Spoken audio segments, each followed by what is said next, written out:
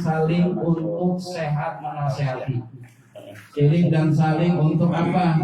Untuk kita mengajak untuk kebaikan. Siapapun dari manapun kapanpun, yuk mari sama kita mengingatkan selagi hayat masih di kandung badan, selagi kita diberi kesehatan, ya terutama jangan tinggalin sholat lima waktu, sholat sunnahnya jangan ditinggal, qobliyah ba'diyahnya. Kemudian kalau ada waktu sempat menuntut ilmu, ya jangan ditinggal, berzikir bersama jangan ditinggal. Kenapa? Karena itu akan menambah dan menambal daripada kalau seandainya kita ada kekurangan sana sini dalam ibadah kepada Allah. Jadi jangan dikira tuh udah sholat saya, udah berbuat baik saya, enggak cukup itu. Ya, ayo mari terutama pribadi saya dan keluarga dan mengajak saudara-saudara saya di sini, yuk dalam kesempatan yang mulia bahagia ini, dalam kesempatan acara tahlilan ini, nggak tahu acara tahlilan pertama kedua ini ya. Yuk mari sama kita sirik dan saling sekali lagi untuk kita berbenah diri, memperbaiki diri, karena saya yakin dan percaya ini kita yang hadir di sini kayaknya umurnya lebih dari 30 tahun semua. Ya, pada bagi berapa tahun ya? 25 Pak. 25 ya. 25. Jatuh ya, 25-nya agak jatuh, 25-nya balik dulu ya.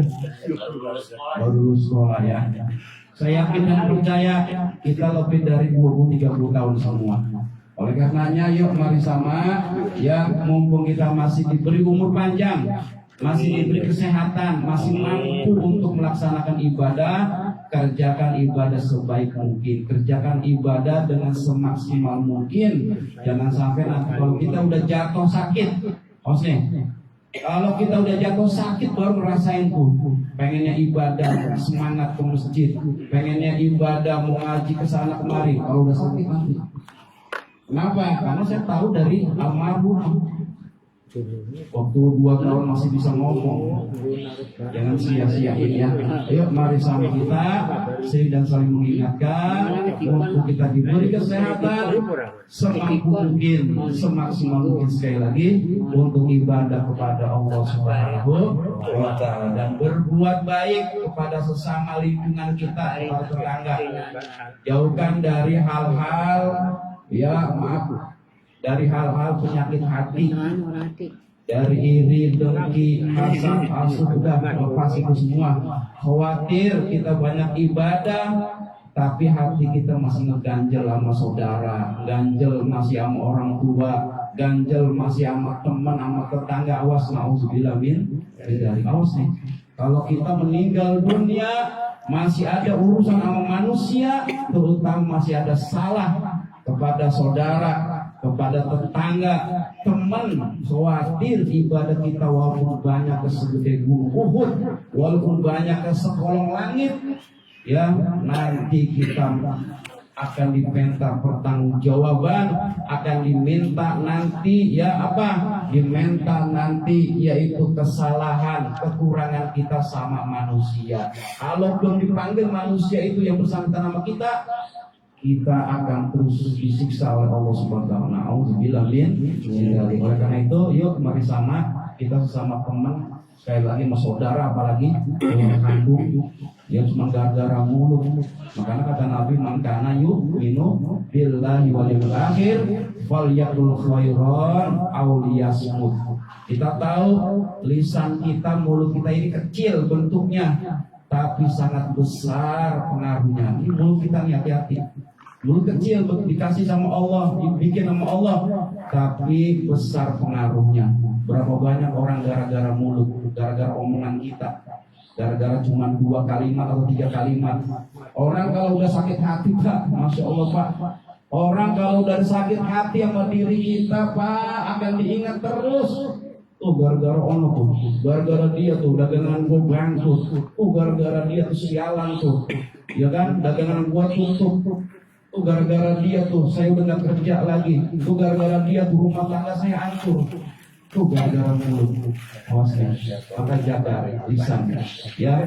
Maka salamatul insan, selamatnya manusia, hifzul lisan, orang yang selalu jaga mulutnya, jaga omongannya. Ayo, mari sama kita jaga mulut, jaga juga hati kita dari penyakit hati, karena itu penting. Walaupun kita rajin ibadah, kalau belum dijaga, hatinya nggak dijaga, repot juga. Oleh karena itu, dalam kesempatan yang mulia bahagia ini, yuk ya watawassaw bil haq watawassaw bis sabr, kita senantiasa menasihati dan juga terus kita bersabar, karena sabar separuhnya dari iman, separuhnya lagi adalah syukur. Maka orang yang banyak sabar sudah pasti dia orang itu bersyukur. Orang yang rajin bersyukur pasti orang itu sabar. Maka kedua-duanya nggak boleh dipisah. Ya, keduanya nggak boleh dipisah. Satu komponen menjadi satu kesatuan yang utuh. Ini syukur dan sabar. Inilah yang akan mendapatkan hidup akan makmur, hidup akan penuh dengan kegemilangan dunia dan akhirat. Sekali lagi mudah-mudahan ya almarhumah Ibu Reza Afrina binti almarhum Bapak Rusdia Effendi, ya, mudah-mudahan beliau sekarang sudah ada di alam barzah, sudah di alam kubur, sudah ditanya oleh Munkar dan Nakir. Kita doakan mudah-mudahan dengan bantuan baca Yasin tadi kita, tahmid dan doanya kita, ya mudah-mudahan menghantarkan, mengurangi, meringankan beban beliau, ya, di alam kubur, di alam barzah, dan di alam kubur akan didatangi dua sosok makhluk yang sangat luar biasa. Mudah-mudahan almarhumah diberikan kekuatan, kesabaran dan bisa menjawab setiap pertanyaan-pertanyaan dari Allah, karena beliau meninggal dalam keadaan sakit. Orang yang meninggal keadaan sakit itu akan dikasih dispensasi. Amin.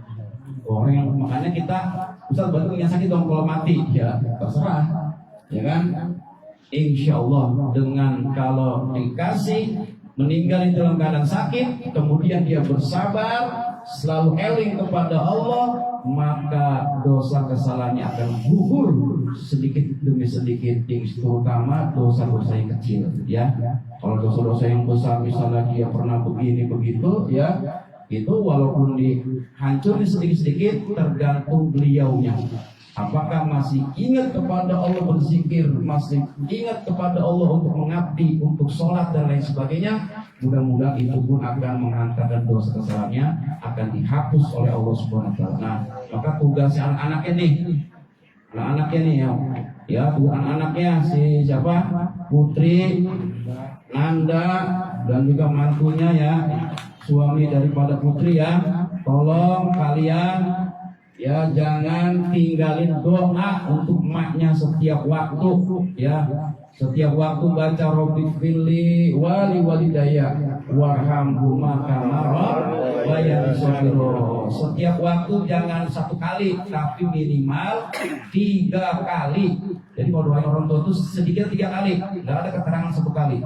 Ya, sedikit 3 kali itu kalau doain orang tua kita. Syukur-syukur lebih 5 kali, 7 kali, 11 kali setiap waktu, bukan setiap hari. Jadi kalau setiap waktu 5 waktu berarti 3 kali 5, 15 kali. Belum sholat sunnah dan lainnya. Ya, jadi pesan Pak Ustaz sama keluarga di sini, sama Bang Amran, terutama anaknya, jangan lupa emak kamu udah nggak ada.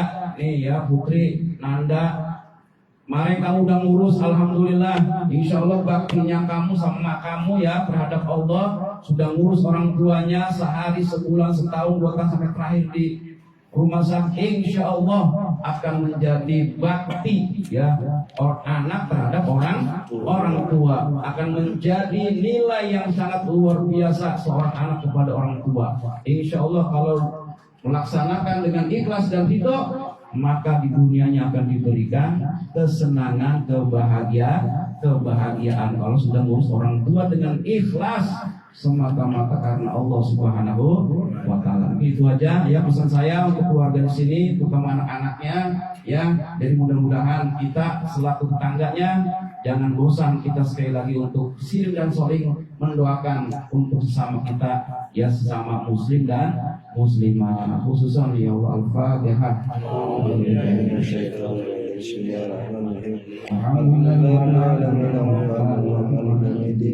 إياك نعبد وإياك نستعين